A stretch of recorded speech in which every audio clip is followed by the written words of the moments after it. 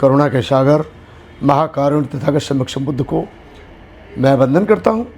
और आज बुद्ध जयंती 1 मई 2026 की आ रही है, जिसको लेके पूरे देश में एक अच्छा उत्साह है। विदेशों में बड़े पैमाने पर मनाई जाएगी और हर वर्ष की भांति अखिल भारतीय भिक्षु महासंघ द्वारा 38वीं त्रिपावन बुद्ध जयंती कालचक्र मैदान बुद्धगया में आयोजित होने जा रही है, जिसमें लाखों लोग पूरे देश के भाग लेंगे।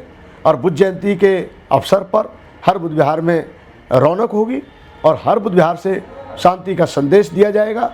और भगवान बुद्ध का जो मार्ग आज से लगभग 2600 साल पहले बुद्ध ने दिया है, शांति का मार्ग, शांति का पैगाम, पंचशील जैसा उच्चतम कोटि का मार्ग जो दिया है, मैं यही अपील करूंगा भारत के बौद्धों से कि उनको भगवान बुद्ध के बताए हुए पद चिन्हों पर चलना चाहिए, मार्ग का अनुसरण करना चाहिए। भगवान बुद्ध ने आज से लगभग 2600 वर्ष पहले जाति प्रथा, दासी प्रथा जैसी कुप्रथाओं को समाप्त करके एक अच्छे समाज का निर्माण किया था। और उस समय पर राजा से लेकर रंग और रंग से लेकर फ़कीर सबको एक घाट पर पानी पिलाने में बुद्ध ने अहम भूमिका निभाई थी।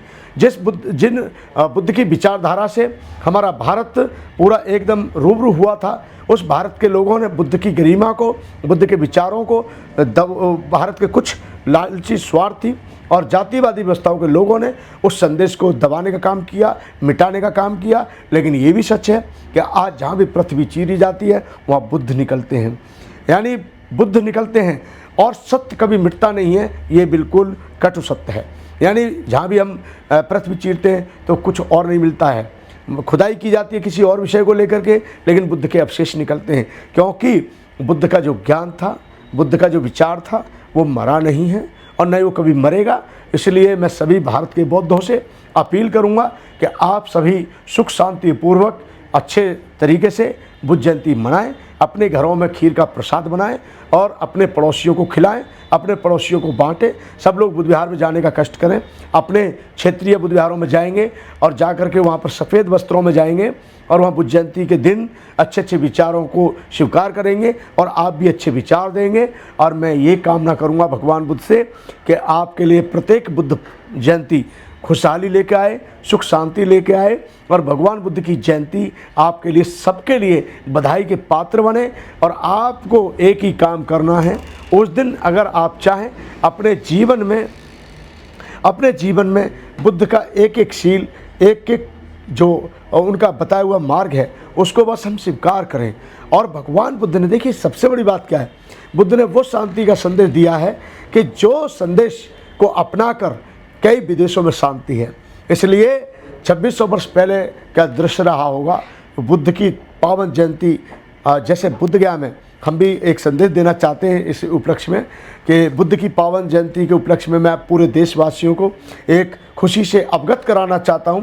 हमारे 5-6 साल की, 7 साल की मेहनत के चलते हुए एक आप सबके सहयोग से बुद्ध गया की पावन धरती पर, डूंगरपुरी की धरती पर, जहाँ बुद्ध ने 6 साल तपस्या की थी, तपोस्थली के पास हमने आप सभी के सहयोग से 1.25 एकड़ ज़मीन खरीदी है, जिसमें भगवान बुद्ध की प्रतिमा स्थापित हो चुकी है। बुद्ध जयंती के उपलक्ष्य में आप सभी लोग अपने अपने क्षेत्रों के बुद्धविहारों में जाएंगे, खुशी के साथ बुद्ध जयंती मनाएंगे, इजहार करेंगे और अच्छा संदेश देंगे, पंचशील का ध्वज अपने घर पे फहराएंगे, अपने बच्चों को अच्छे संस्कार देंगे। लेकिन भंते जी, आम आदमी, एक आम जो बुद्धिस्ट व्यक्ति है, वो कैसे मनाए बुद्ध जयंती को? बुद्ध जयंती को देखिए, सबसे बड़ी बात क्या है कि जो हमारी उपासिकाएँ हैं उनको सफ़ेद वस्त्र उस दिन पहनना है, उपासक को भी पहनना है।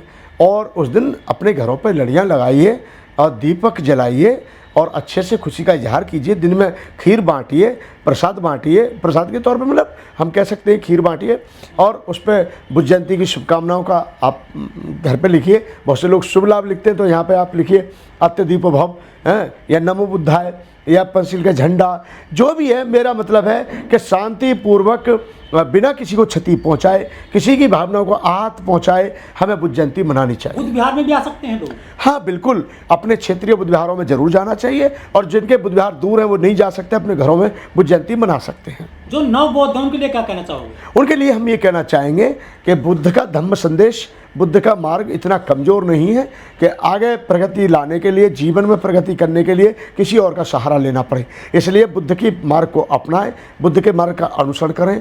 पंचशील, मैं प्राणी हिंसा करता नहीं हूँ, यानी मैं प्राणी हिंसा नहीं करूँगा, मैं चोरी नहीं करूँगा, मैं झूठ नहीं बोलूँगा, मैं मुँह से अनावश्यक बातें नहीं करूँगा, व्यभिचार नहीं करूँगा, और मैं कच्ची पक्की नशीली वस्तु का सेवन नहीं करूँगा। भगवान बुद्ध ने जो 5 शील हैं, 5 शील इतने प्यारे हैं कि हमारा जीवन धन्य हो जाता है। कोई नहीं चाहेगा कि मेरा बच्चा चोर बने, मेरा बच्चा जेब कतरा बने। सब चाहते हैं मेरा बच्चा इंजीनियर, डॉक्टर, प्रोफेसर बने, और वो जब ही संभव है जब वो बुद्ध के बताए हुए मार्ग पर चलेंगे। अच्छी शिक्षा देना हमारा प्रथम कर्तव्य होना चाहिए। यहाँ पे कहाँ कार्यक्रम होंगे दिल्ली एनसीआर में, दिल्ली जा सकें? दिल्ली एनसीआर में एक तो हमारी बुद्ध विहार पर कुछ लोग कर रहे हैं, जो हमारी कमेटी है वहाँ के लोग कर रहे हैं संगाराम बुद्ध विहार पर, और दूसरा मेरा निमंत्रण विज्ञान भवन से भी आया हुआ है।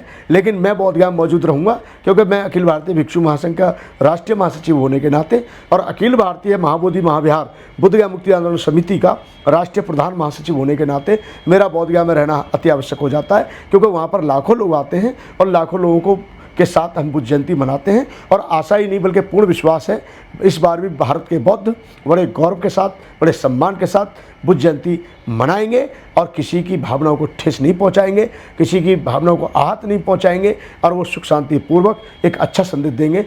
इसी भावना के साथ मैं चाहूँगा, और आप सभी को पुनः 1 मई 2026 बुद्ध पूर्णिमा के पावन उपलक्ष्य में अखिल भारतीय भिक्षु महासंघ की तरफ से और अखिल भारतीय बुद्धगया मुक्ति आंदोलन समिति की तरफ से, बुद्ध शांति मिशन ट्रस्ट ऑफ इंडिया की तरफ से, और यहाँ तक कि प्रज्ञा दर्पण त्रैमासिक पत्रिका संपादकीय मंडल की ओर से, और साथ ही जिस ट्रस्ट के नाम से जमीन लिए गया कि पावन धरती पर प्रज्ञा भूमि ट्रस्ट की ओर से आप सभी को बहुत बहुत बधाई, बुद्ध जयंती की हार्दिक मंगल कामनाएं। लेकिन सर, जब कोई बुद्ध कथा करता है व्यक्ति कहीं भी गांव देहात में, तो कुछ लोग हैं वो जो है उसमें विघन डाल देते हैं। जैसे उत्तर प्रदेश में हो जाती हैं घटनाएं, प्रिय कानपुर वगैरह में घटना हो गई है, बुद्ध कथा नहीं करने दी लोगों ने, कहते हैं कि ये जो है हमारे धर्म के खिलाफ जो है टिप्पणी कर देते हैं जो बुद्धिस्ट लोग हैं। नहीं, देखिए 2 चीज़ें हैं। सरकार ने उनको संरक्षण दे रखा है। बाबा साहब की मूर्ति टूटती है, हमारी महिला पिटती है, हमारे लोगों को मारा जाता है, पीटा जाता है, तो पुलिस चुप रहती है, लोग चुप रहते हैं, शासन चुप रहता है, प्रशासन चुप रहता है, और हमारा व्यक्ति अगर कुछ बोल देता है, लौट के जवाब देता है, तो उसके ऊपर कार्रवाई शुरू हो जाती है। फिर भी मैं चाहूँगा कि ऐसे सब कठोर शब्दों से बचें हमारे लोग, जिससे कोई बात विवाद बने। लेकिन हिंदू राष्ट्र की बात करते हैं तो कहते हैं कि बुद्ध धर्म तो जो है हिंदू का एक पार्ट है।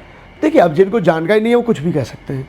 जिनको ये जानकारी नहीं है कि ये धर्म क्या है, वो धर्म क्या है, जिसको इंसान की पहचान नहीं है उसको किसी की पहचान नहीं है। तो क्या ढंग से लोग पढ़ नहीं पाए बुद्ध को?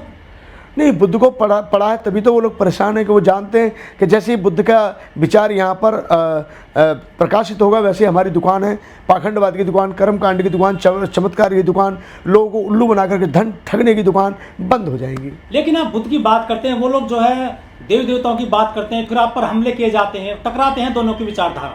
बुद्ध की विचारधारा एक कहती है कि तुम किसी का शोषण मत करो, और यहाँ पर कहते हैं कि तुम भगवान पाखंडवाद करते हैं।